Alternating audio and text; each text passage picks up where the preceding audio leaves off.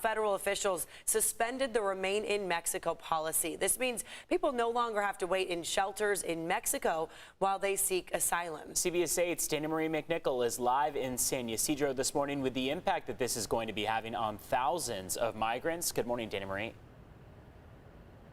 Good morning, Evan and Netta. Now, this is the end of a Trump-era policy that requires asylum seekers to wait in Mexico for that immigration court hearing.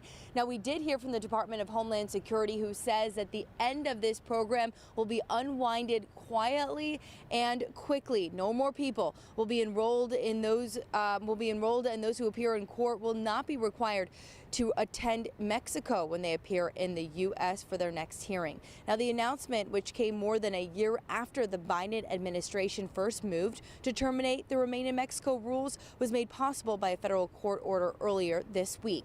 Now, here's the reason for ending this policy. The Department of Homeland Security says, quote, it has endemic flaws that imposes unjustifiable human costs and pulls resources and personnel away from other priority efforts to secure our border. Now, the Trump administration started this program, the Migrant Protection Protocols policy, in early 2019, using it to return 70,000 migrants to Mexico, many of whom lived in rough conditions in encampments near the U.S. border. Human rights workers recorded hundreds of reported attacks against migrant forces to wait in Mexico, including in areas U.S. officials warn Americans not to visit due to violent crime and kidnappings. Now, on the other hand, the Trump administration said this policy dissuaded migrants looking for better economic opportunities from using the asylum system to stay and work in the United States.